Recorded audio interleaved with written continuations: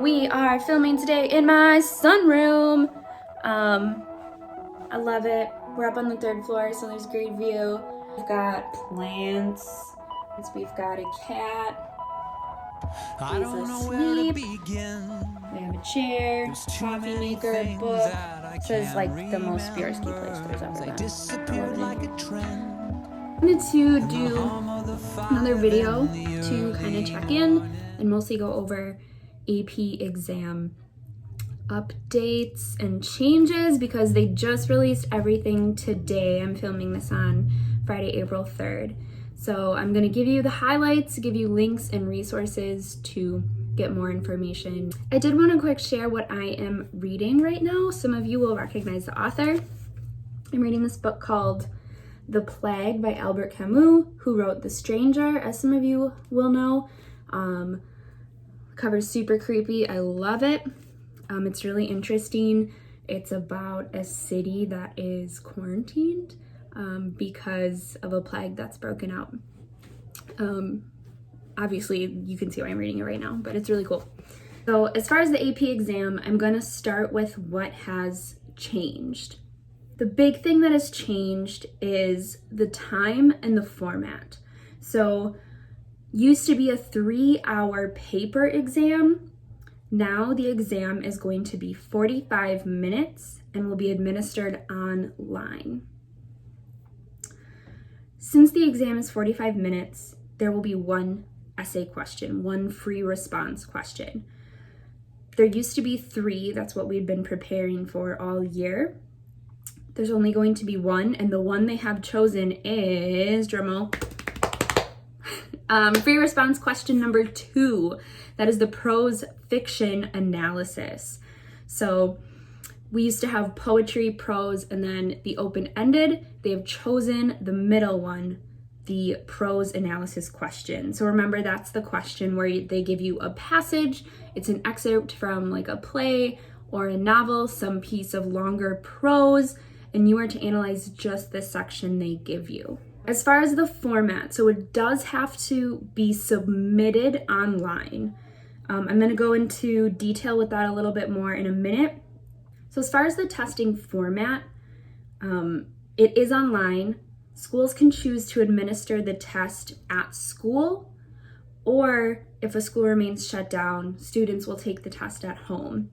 I don't know yet what we're going to be doing. Just know there's a chance for either option depending on what is mandated by the city and the state where we are at in mid-May. I also wanted to go over a little bit about why College Board decided to make these changes. My understanding from College Board is that doing this 45-minute online exam is the most equitable way to help students earn college credit in light of this national pandemic.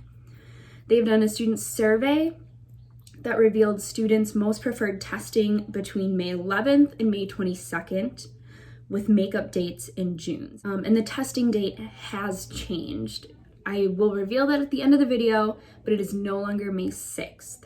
As far as what has stayed the same on the exam, while there's much less exam content, the style of the question they've chosen hasn't changed. So if you've done that prose analysis practice, it's just that, it's just the same. The AP Literature exam is also going to be using the same 6-point rubric that we've worked with. So I am using this rubric to score the Ivan Illich AP practice essay. So this is going to be super helpful. So you'll get that 6-point score back, and we can work with that moving forward to figure out where your strengths and weaknesses are before that exam date in May.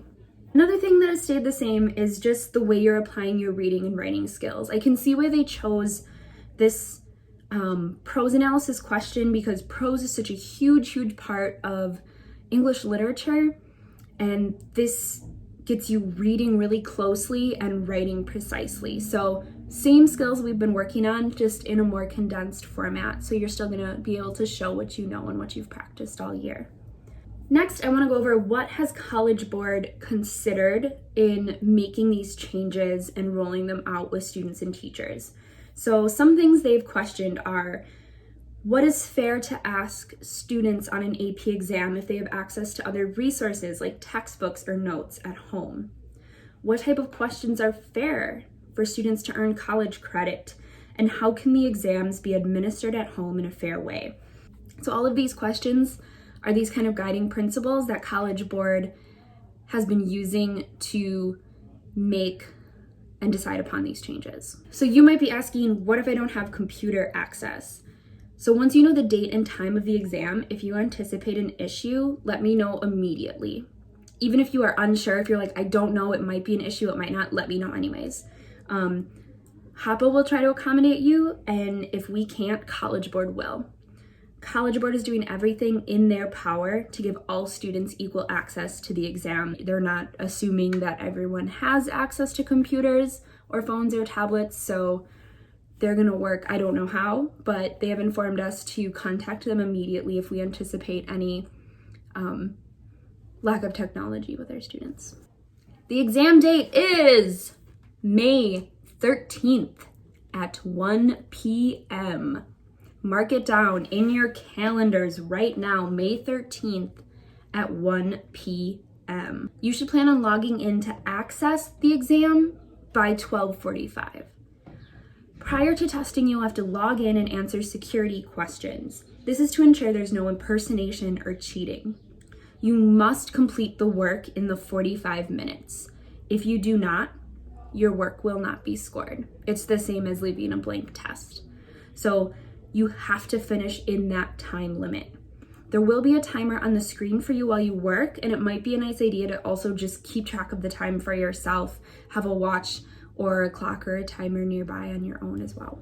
So yes, you are submitting the exam online, but you might ask, can I handwrite it? Or do I have to type it?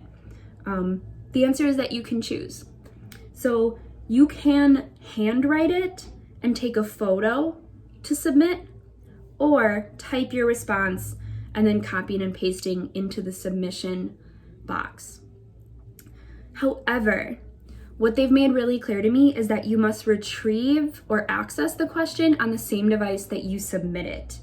Meaning if you access the exam on your phone, you have to submit your written response on your phone. Or if you access the prompt on your laptop, you need to submit it on a laptop. So this means you have to decide ahead of time if you're going to handwrite or type.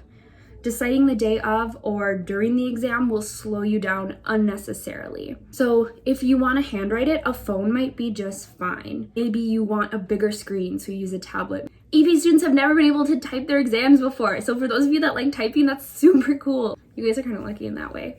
During the exam, a couple guidelines that I want to make you aware of are that you cannot consult with anyone, no siblings, no parents, no other human interaction, which we're getting used to now. You cannot access online summaries. There's no way they can control your browser, but they use plagiarism checkers. Any attempts at cheating will be caught by the plagiarism checkers, if not the AP readers, if not myself, which I will get into in a little bit. So the College Board has not shared all of their protocols for preventing cheating with teachers, but they are investing a lot of time and money in security measures. So if you're thinking about cheating, which I highly doubt any of you are, because I know you're all really honest people, just know that it's not going to happen. What are we going to do to prepare?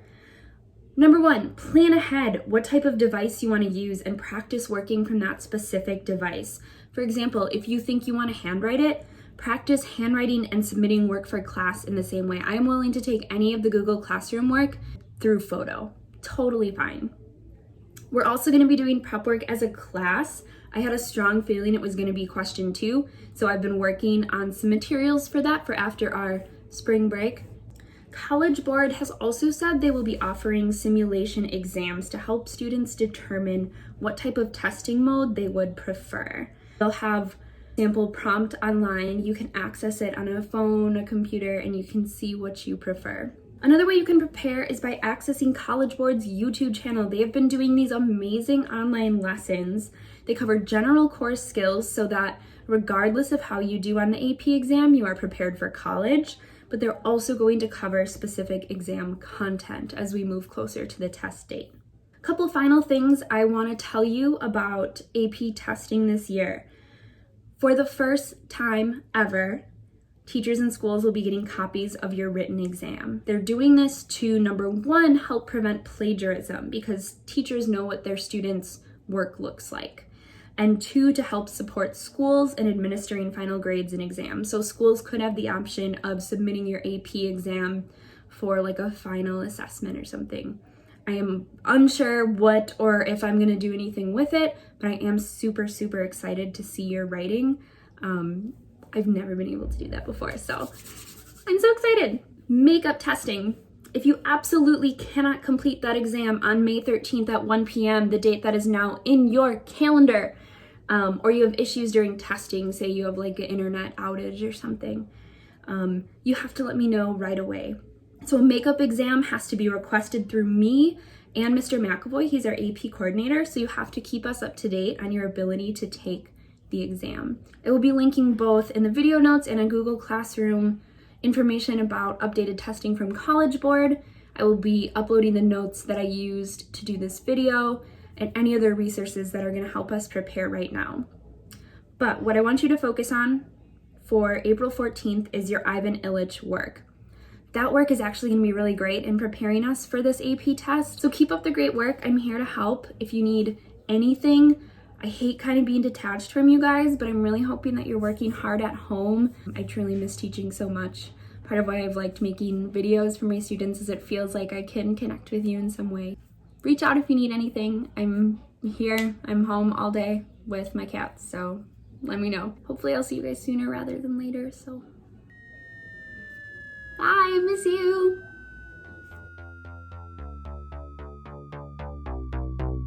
We are in my sunroom today. It's pretty cute.